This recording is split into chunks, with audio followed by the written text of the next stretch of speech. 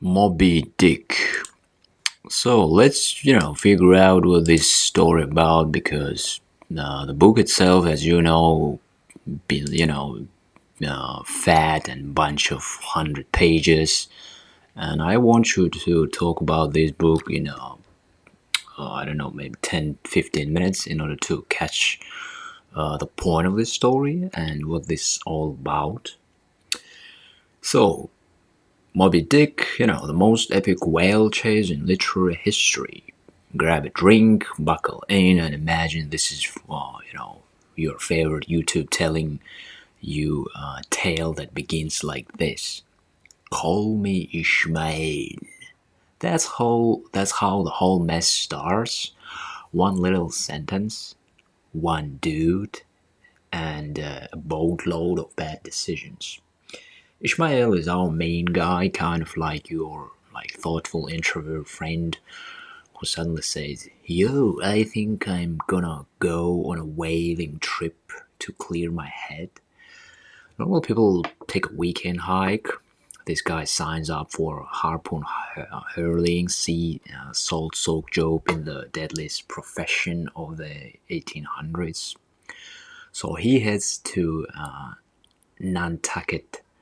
Think of it like the Spotify headquarters of whale hunting back then.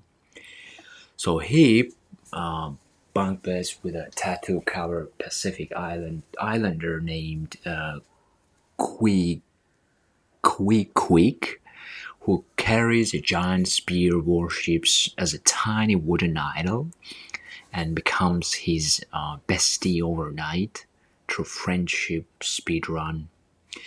The two of them board a ship called the Pequot. Basically, it's a Millennium Falcon of the whaling world, but made of timber and questionable dreams. And that's where we meet Captain Ahab. So who's Ahab? Imagine if John Wick's dog was a leg and a whale ate it. That's Ahab. He got one leg, the other one's made of whale bone, no joke. And he's obsessed, like a full-time job, obsessed with killing the white whale who took his leg. This whale's name, Moby Dick. So now let me pause. This isn't this is not like Finding Nemo. This is not some cute Disney Channel episode. Moby Dick is a huge, wide, and possibly immortal. People say he's a ghost, others say he's just very cranky, but to Ahab, he's a living embodiment of all evil in the world. Yep, one whale equal all evil. Math checks out if you're totally unhinged. Welcome to the voyage from hell. The Pequot sets sail, days turn to weeks, weeks into months. It's a whale after whale, but none of them the whale. Ahab keeps skipping the normal work of whaling and obsessively charting, plotting, whispering Moby Dick's name like he's trying to summon a demon through the ocean. The crew, they start losing it. Some are freaked, some worship Ahab, some just want to go home and have a sandwich. We meet a whole cast. Starbuck, the first mate, no relation to the coffee, sadly. He's religious, cautious, and hates Ahab's vengeance quest. Stop, who cracks jokes in deadly situations like a medieval Deadpool. Flask, who just wants to punch everything, whales included.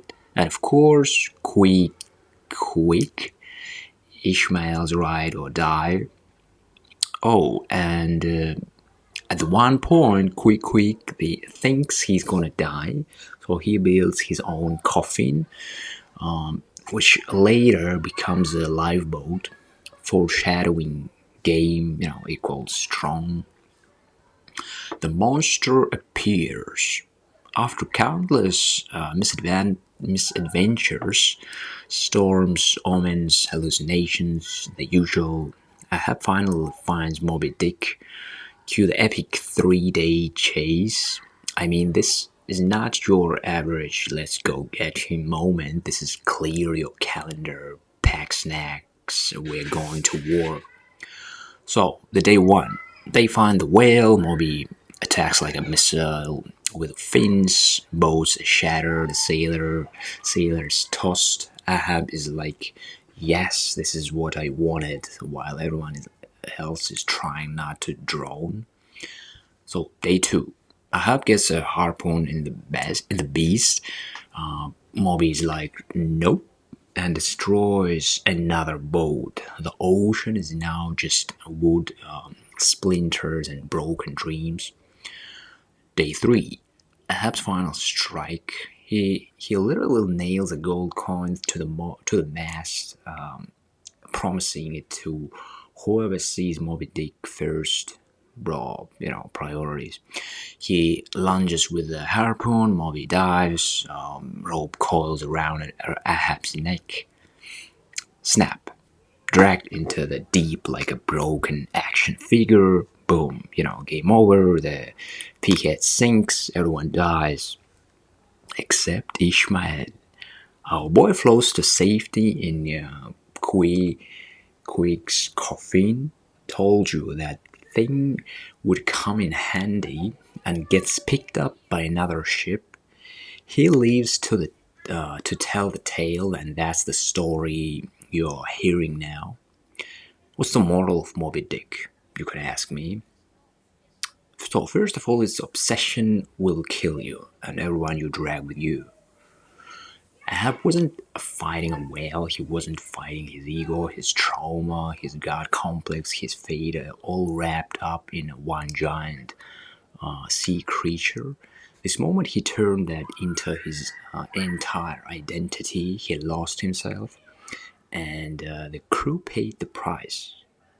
So, the second moral, we can say that nature doesn't care about you. The ocean isn't your enemy, it's not your friend, it's just, there, powerful, unbothered, Moby Dick. He's not evil, he's just being a whale. The evil is the meaning you put on things. Deep, huh? And the last moral, we can say that the only survivor is the one who observes, not controls. Ishmael isn't a hero. He doesn't try to steer the ship, win the battle, or conquer the beast. He watches, learns, survives. Sometimes survival is the best story you can tell. So, what can we learn from all of this? Don't turn your past pain into a lifelong vendetta that wouldn't heal you. It will consume you. Sometimes the scariest monsters are the ones inside us, and sometimes they look like purpose. Be like quick, build your own lifeboat before the storm comes. Be like Ishmael, stay curious, stay humble, and float when things fall apart. And why has this book survived like plus 150 years? Because it's not really about whaling, it's about us, about ambition, delusion, vengeance, God, meaning, madness. It's a metaphysical action thrill disguised as a sea story. Oh, and did I mention the writing? Melville drops biblical references, Shakespearean drama, science lectures, and dark comedy all in one go. He would go 100% be the kind of guy who starts a podcast and ends up yelling about Plato and whale anatomy in the same breath.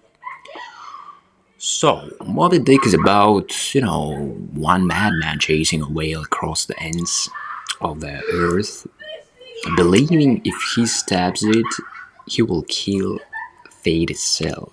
Instead, the sea swallows him whole because fate doesn't care about your revenge, etc.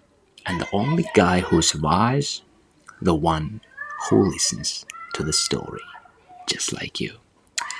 So, thank you for riding the waves with me, legends.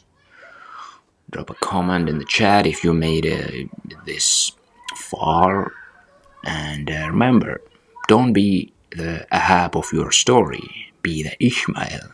Observe, learn, float. So, thank you for listening, and see you next time. Subscribe, like this video if you really like it.